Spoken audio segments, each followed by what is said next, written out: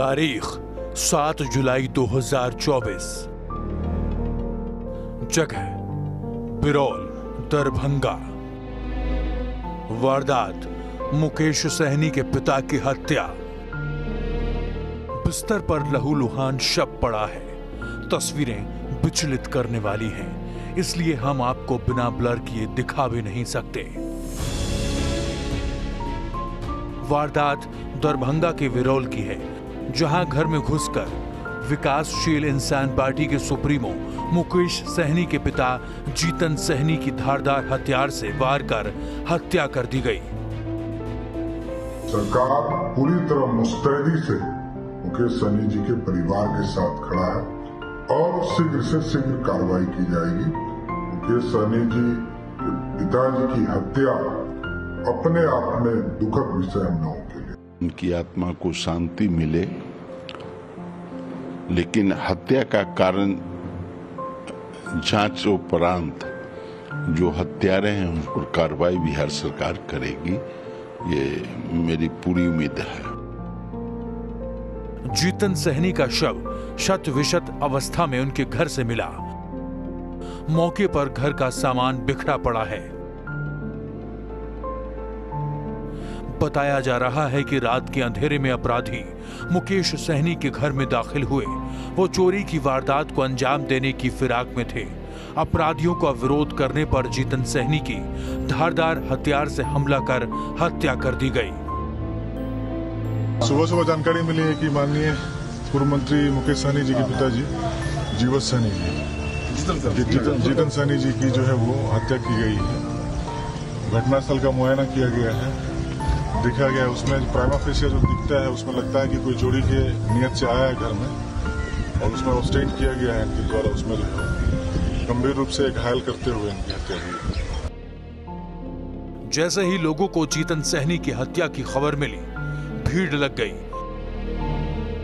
दरअसल जीतन सहनी गांव में अकेले ही रहते थे। मुकेश सहनी के 2 भाई और 1 बहन है। मुकेश सहनी और उनके भाई संतोष सहनी घर से बाहर रहते हैं। उनकी बहन की शादी हो चुकी है और वो मुंबई में रहती है। हत्या के वक्त मुकेश सहनी दिल्ली में थे। वो दरभंगा के लिए निकल चुके हैं। संतोष सहनी भी महाराष्ट्र के औरंगाबाद से अपने घर को निकल चुके हैं। मुकेश सहनी के पिता की हत्या के बाद बिहार में सियासी उबाल है।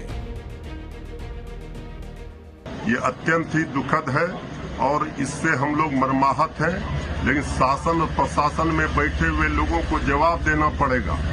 अब जनता शांत नहीं बैठेगी।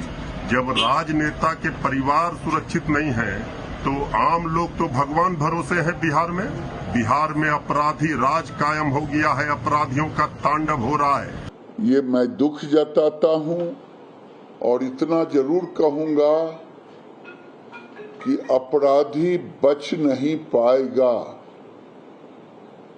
और राज्य सरकार इसके प्रति गंभीर है, जैसा कि मुझे बताया गया है। मुकेश सहनी के पिता की हत्या ये निश्चित रूप से मर्मांतक है, दुखद है और पीड़ाजनक है।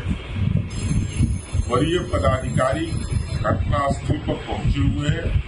पुलिस तमाम तथ्यों की जांच कर रही है और साथ ही साथ जो भी अपराधी है, जिन लोगों ने ये पाप किया है, पाताल में भी रहेगा, उसको खोज निकाल कर करके न्यायिक प्रक्रिया तक उसको अंजाम तक पहुंचाएंगे। एक संघर्षशील लीडर मुकेश जी के पिता की हत्या, इन्हें लॉ एंड ऑर्डर से कोई मतलब नहीं। पूरा बिहार अपराधियों के चंगुल में है, भगवान भरोसे है। माफिया अपराधी पदाधिकारी और नेता के गठजोड़ से बिहार चल रहा है। इस बीच पूरे हत्याकांड की जांच के लिए एसआईटी का गठन कर दिया गया है।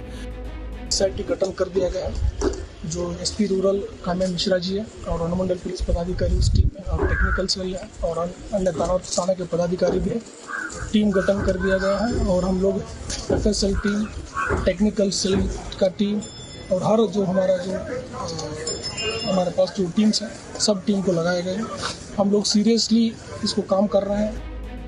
लेकिन जीतन सहनी की हत्या के बाद कई सवाल उठ रहे हैं।